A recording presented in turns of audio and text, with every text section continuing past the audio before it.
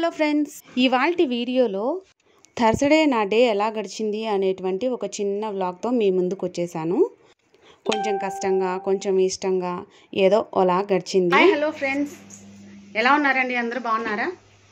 చూసారు కదా, ఇప్పుడే పూజ అయిపోయింది. తర్వాత ఇప్పుడే కిచెన్లోకి వచ్చాను. దోశ వేసుకోవాలి. ఇంకా మీ టిఫిన్లు అయ్యాయా? టైం దగ్గరగా 9 కావస్తుంది. ఏం సుహాస్ని, హాలిడేసే కదా, ఏం ఇంత త్వరగా రెడీ అయ్యావు అనుకుంటున్నారా? ఏం లేదండి, కొంచెం పంటితో ప్రాబ్లం వచ్చింది. అంటే క్యాప్ అనేది పెట్టారు ఇంతకుముందు, అది విరిగిపోయింది, ఊడిపోయింది.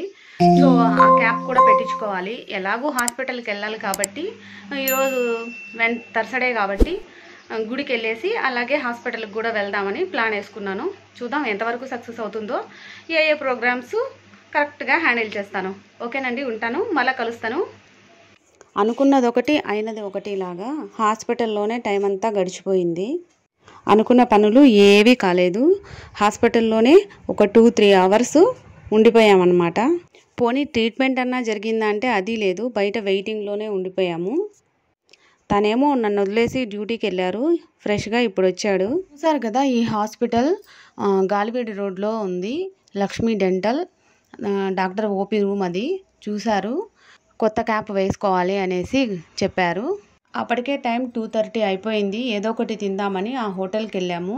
నేను పెద్దగా హోటల్ ఫుడ్ ఎప్పుడు తినలేదు, ఏదో తినాలి కాబట్టి ఆ దోశ తిన్నాము. పర్లేదు, బాగానే ఉంది. కాస్త ఉప్పు ఎక్కువ వేశారు, ఎందుకంటే విశ్వాసంగా ఉండి మరలా వాళ్ళ హోటల్కే రావాలనేమో మరి. తర్వాత అక్కడి నుంచి చెప్పులు పోయాయండి మొన్న కళ్యాణంలో, అందుకోసమని చెప్పులు తీసుకుందామనేసి చెప్పుల షాపుకి కూడా వచ్చాము.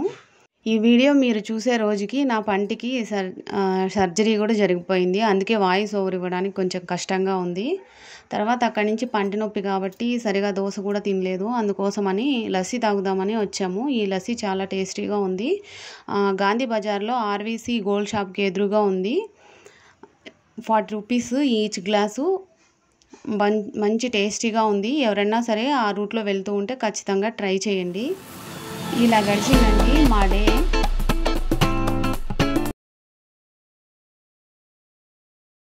Please support me.